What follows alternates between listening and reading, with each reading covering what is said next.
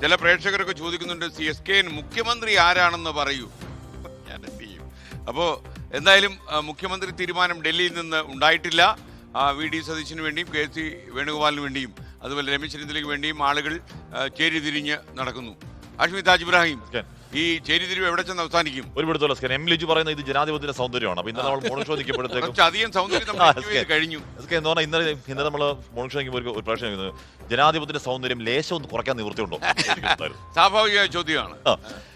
എന്തായാലും ഇന്നലെ അക്കാര്യം തീരുമാനം ഉണ്ടാകുന്ന എല്ലാവരും വിചാരിച്ചതാണ്. കാര്യം 4 മണിക്ക് ഷാർപ്പ് ചർച്ച തുടങ്ങി 7 മണിയായപ്പോഴും തീരുമാനമൊന്നും ഉണ്ടായില്ല. ഇപ്പോൾ ഈ ഹൈക്കമാൻഡ് നേതാക്കളുടെയും രാഹുൽ ഗാന്ധിയുടെ നമുക്ക് ചിത്രം AKG സെന്ററിൽ തൂക്കാൻ പോകുന്ന നിൽക്കുന്നുണ്ട്. ഈ വീടിന്റെ ഐശ്വര്യം എന്ന് പറഞ്ഞപ്പോൾ ഈ തെരഞ്ഞെടുപ്പ് CPM അടപടലം അസാധ്യ ആഘാതമുണ്ടാക്കിയ തെരഞ്ഞെടുപ്പാണ്. എന്ന് പറഞ്ഞാൽ ഈ പറയുന്ന അവരുടെ ശക്തി ദുർഗങ്ങൾ എന്താണ് ഈ പറയുന്ന പയ്യന്നൂർ അടക്കം തൃക്കരിപ്പൂര് അടക്കം തളിപ്പറം അടക്കം അടിഞ്ഞു വീണ് തെരഞ്ഞെടുപ്പാണ്. അത് ആ പരാജയത്തിന്റെ ചർച്ചയിൽ നിന്നും മുഖ്യമന്ത്രി എവിടെ എന്ന ചർച്ചയിലേക്ക് വഴിമാറ്റിയതിൽ CPM രക്ഷകനായി മാറുന്നുണ്ട് ഹൈക്കമാൻഡ് എന്നതിൽ തർക്കം വേണ്ട. പണ്ട് കുഞ്ഞാലിക്കുട്ടി പറഞ്ഞ ചർച്ച എന്ന് പറയുന്ന പോലെ ഇലക്ഷൻ റിസൾട്ട് കഴിഞ്ഞ് ആദ്യ ചർച്ച, അത് കഴിഞ്ഞ് ഏത് നിരീക്ഷകർ വേണമെന്ന് ചർച്ച, നിരീക്ഷകർ ഒന്ന് ഇവിടെ രാവിലെ ഒരു ചർച്ച, അത് കഴിഞ്ഞ് MLA-മാരുമായി ചർച്ച, അത് കഴിഞ്ഞ് വൈകുന്നേരം നിരീക്ഷകർ ഹോട്ടലിൽ നിന്ന് ചർച്ച, അത് കഴിഞ്ഞ് അവിടെ പോയിട്ട് വേറൊരു ചർച്ച, അത് കഴിഞ്ഞ് ഇവിടുന്ന് ഡൽഹി എല്ലാവരും കൊണ്ടുപോയി ചർച്ച. ഇപ്പോഴും ആ ചർച്ച അങ്ങ് തുടരുകയാണ്. അതിലൊരു തീരുമാനം ഉണ്ടായിട്ടില്ല. എന്തായാലും വിഷയം വരെ കുറഞ്ഞു തുടങ്ങി. എന്നാൽ ചർച്ചയ്ക്ക് അങ്ങ് ചർച്ച ഏറ്റവും കൂടുതൽ തീരുമാനം ഉണ്ടാവട്ടെ. ഇപ്പോഴും 3 പേര് അങ്ങനെ തന്നെ നിൽക്കുകയാണ്. ആരൊക്കെയാണ്? നമ്മുടെ VD സതീശൻ, രമേശ് ചെന്നിത്തല, KC വേണുഗോപാൽ. അതിൽ തന്നെ അവരവരുടെ ക്ലെയിം പറഞ്ഞ് എന്തായാലും ചർച്ച ചെയ്ത് ഒരു ഉചിതമായ തീരുമാനത്തിലെത്തട്ടെ. ആ തീരുമാനത്തിന്റെ ഗുണവും ദോഷവും അനുഭവിക്കേണ്ടതും കോൺഗ്രസ് തന്നെയാണ്, മറ്റാരും അക്കാര്യത്തിലില്ല. അങ്ങനെ പാളിയ തീരുമാനങ്ങളുടെ പ്രീസറൻസ് ഇപ്പോൾ മാത്രമല്ല, പാളിയ തീരുമാനങ്ങളുടെ പ്രീസറൻസ് പണ്ട് രാജീവ് ഗാന്ധിയുള്ള കോൺഗ്രസിന്റെ അപ്രഭാത കാലത്തും ഇപ്പോ അങ്ങേയറ്റം ദുർബലമായി നിൽക്കുന്ന രാഹുൽ ഗാന്ധിയുടെ കാലത്തുമൊക്കെ കോൺഗ്രസിന് ഈ പറഞ്ഞ പ്രീസറൻസ് ഉണ്ട്. ഏറ്റവും കൂടുതൽ നമ്മളത് കണ്ടത് കർണാടകയിലാണ്. അവിടെ DK ശിവകുമാർ സിദ്ധരാമയ്യ തർക്കം. അവിടെയും ഇതുപോലെ ഗംഭീരമായ വിജയമാണ്.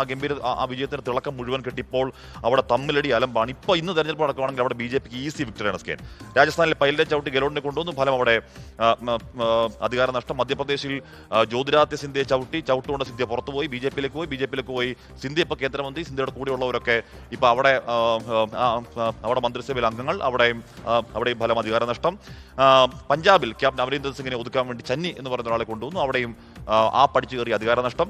അസമിൽ ഹിമന്ത അടക്കം ആ ചവിട്ടിൽ പുറത്തുപോയ കുറെ അധികം ആളുകൾ. പിന്നെ ആ മേഖലയിലൊന്നും കോൺഗ്രസിന് കാലുകുത്താനാവാത്ത വണ്ണം ആ മേഖലയെ മാറ്റിയെടുത്ത് എങ്ങനെയാണ് എന്നതിന് നേതാക്കളുടെ പേരെടുത്താൽ ഒരുപാട് ഉദാഹരണങ്ങൾ. അത്തരത്തിൽ ഹൈക്കമാൻഡിന്റെ ഈ പറയുന്ന നിലപാട് കൊണ്ട് പുറത്തുപോയി ആ മേഖലയിൽ കോൺഗ്രസ് ഇല്ലാതെ ഗോവയടക്കം അങ്ങനെ ഒരുപാട് ഉദാഹരണം പറയാനുണ്ട്. എന്ന് പറയുന്നത് പോലെ അത് കോൺഗ്രസിന്റെ തകർച്ചയ്ക്ക് കാരണം ഇപ്പം BJP, മോഡി, RSS മിഷണറിക്കപ്പുറം ഹൈക്കമാൻഡ് എടുക്കുന്ന ആ പാളിയ തീരുമാനങ്ങൾ കൂടി ഒരു കാരണമാകുന്നുണ്ട്. അപ്പോൾ അങ്ങനെ ഒരു പാളിയ തീരുമാനമാണ് ഉണ്ടാവുന്നതെങ്കിൽ അതിന്റെ അനുഭവിക്കേണ്ട അവരാണ്. മാത്രമല്ല അതിന്റെ ഗുണം കിട്ടാൻ പോകുന്ന LDF മാത്രമല്ല, അത് BJP കൂടി കൃത്യമായി കിട്ടും. ഞാൻ നേരത്തെ പറഞ്ഞതുപോലെ മാരാർജി ഭവന്റെ മുന്നിലും ഒരു തൂക്കം ഈ പറയുന്ന നേതാക്കളൊക്കെ പടം വെച്ച് ഇവർ ഈ വീടിന്റെ ഐശ്വര്യം എന്ന് തൂക്കേണ്ടിയും വരും.